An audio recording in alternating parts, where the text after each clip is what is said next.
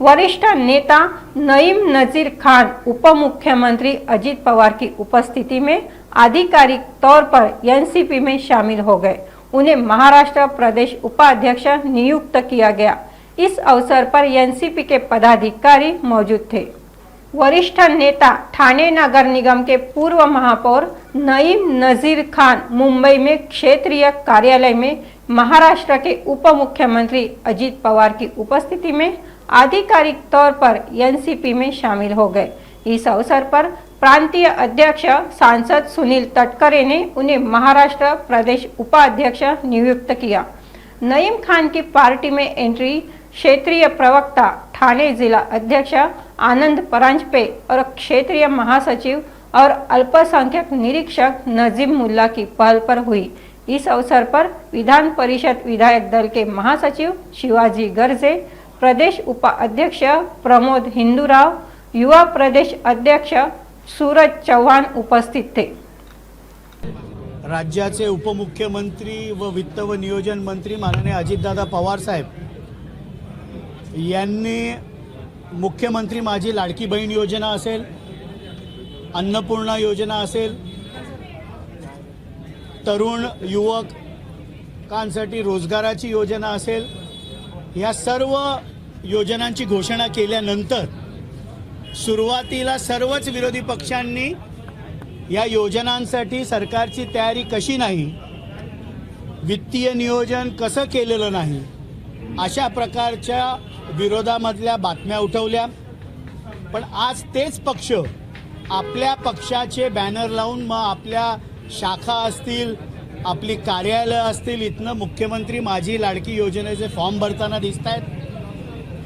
आणि त्यामुळे एका प्रकारे सरकारचं मार्केटिंग हे विरोधी पक्ष आपल्याला करताना दिसत आहेत। महायुतीच्या सरकारने महाराष्ट्राच्या सर्वांगीण विकासासाठी हा अर्थसंकल्प सादर केला होता। त्यांच्याकडनं ह्या वक्तव्याची अपेक्षा नव्हती।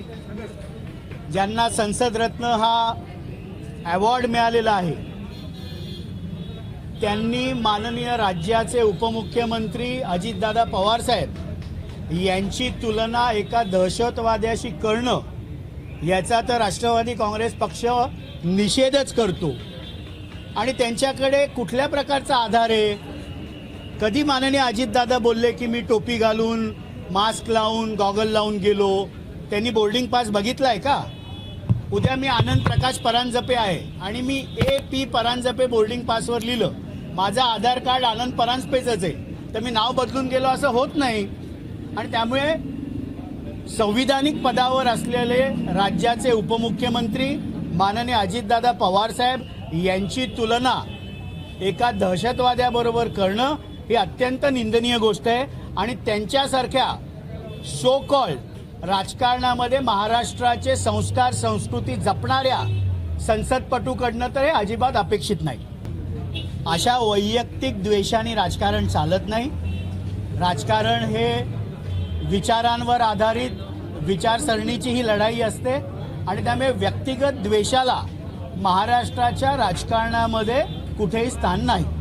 अशा कुठल्या प्रकारचे गैरप्रकार जर MPSC मध्ये होत असतील तर ह्याची कठोर चौकशी महाराष्ट्र सरकारने केली पाहिजे।